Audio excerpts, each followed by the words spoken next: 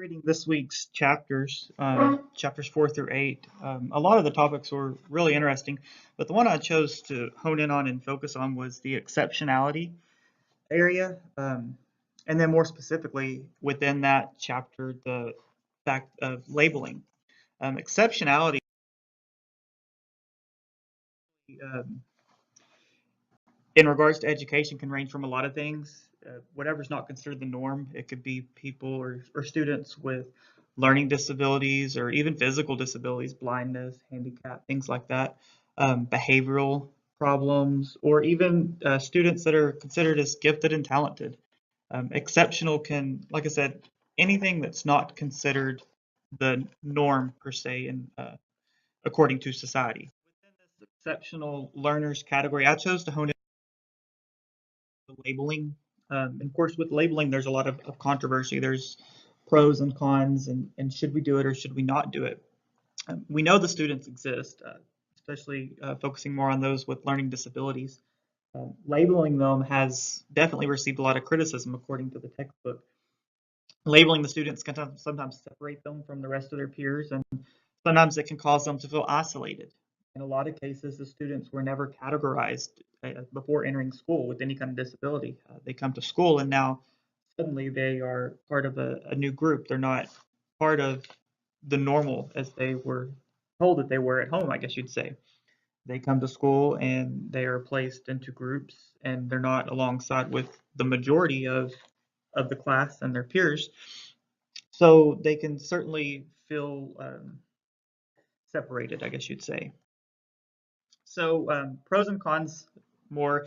According to Bright Hub Education, which is one of the sources I chose to use, there are pros and cons to labeling students with learning disabilities. The following two slides, we're going to talk specifically, quoting from Bright Hub Education, on what they say that their pros and their.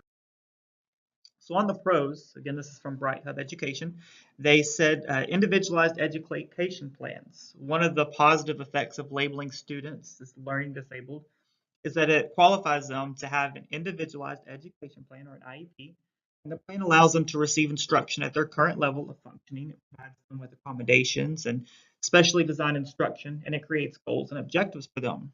This is not only good for the student, but it's good for the teacher because the teacher is able to help these students rather than try and force them to um, learn the content along with everybody else when they do have a learning disability and they're not able to do that. Another pro that they mentioned was extra learning support. Labeling also qualifies students to receive services that they may not have otherwise been able to receive. Things like instruction in a learning support room. In that setting, the instruction they receive is at a pace much more conducive to their learning. They receive frequent repetition and instruction in a much smaller setting with other students just like them. And again, this benefits a student for sure. Depending on their disability, they may be easily distracted or have ADD or ADHD, and being in a smaller environment with a smaller group of students may be detrimental to their education, and it might be something that they absolutely must have. Again, just depending on their learning disability per se. And a last pro was specialized instruction. By labeling students as learning disabled, they're able to receive help in order to remediate their problems. An example is that if a student has been identified as having a learning disability in reading, the instruction can be specifically geared at a suitable level. Receiving instruction based on what students need is crucial in helping them. And this kind of goes in along with the individualized education plan or the IEP, modifying the work so that the students with the learning disabilities understand it is key and essential.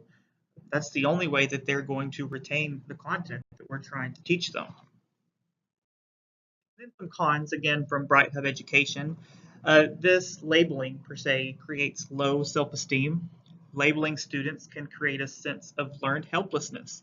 The students may feel that since they are labeled, they just cannot do well or they are stupid. This can cause the student's self-esteem to be very low. I'll go into a little more detail on the low self-esteem and a few of these others in the slides to come. But another one is low expectations. Labeling can also lead to others having lower expectations for a student.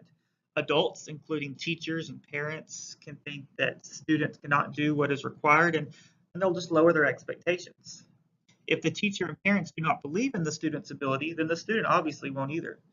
can create a vicious cycle, which ultimately sets the student up for failure. This kind of goes in with the low self-esteem, and again, I'll talk about that here in just a minute.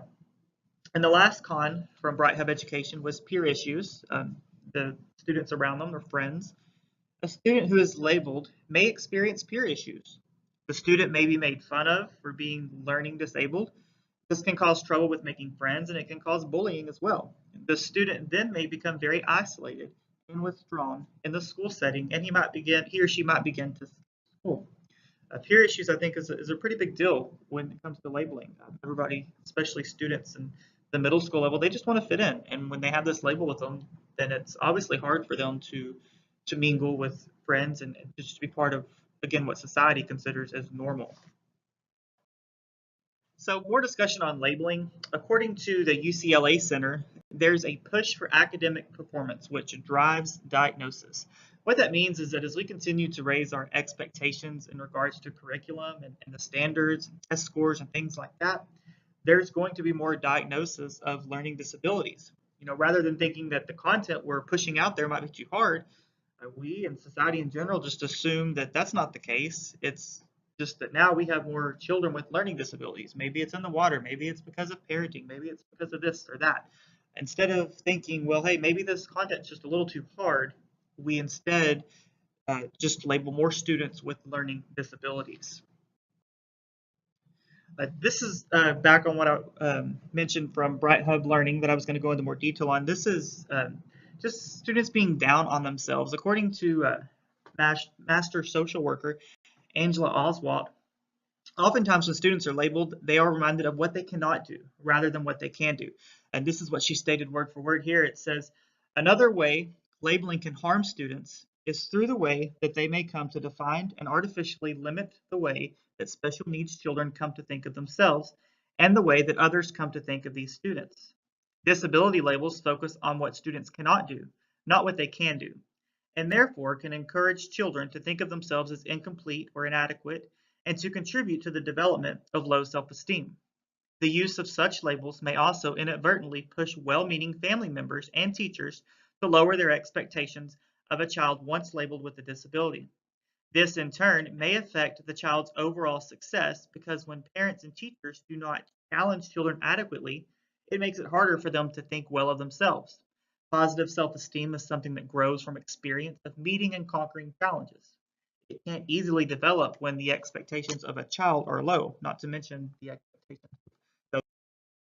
So what this means is that if we only show students what they are incapable of, it's highly likely that they will not receive a meaningful education. And that's because they're labeled. And with this label, they're always reminded that they're not capable of doing certain things.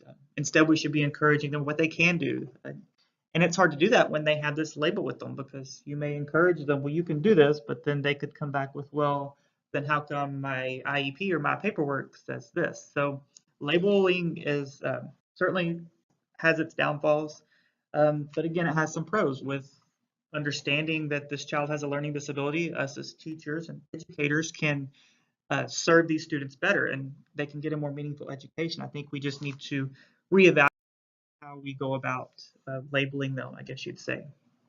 Normalization and inclusion. According to the textbook, there is a push to reach normalization. The textbook defines that normalization as making available to all persons with disabilities or other handicaps, just disabilities, patterns of life and conditions of everyday living which are as close as possible to, or indeed the same as the regular circumstances and ways of life of society. So in essence, normalization is to kind of go around this label and to include these students with learning disabilities in the classroom. And that kind of comes in with inclusion. It's a way to help students with learning disabilities partake in the normal classroom environment. And it doesn't completely remove their label. I mean, they're going to have an inclusion aid in there with them. The rest of the class is going to know why that aid is in there.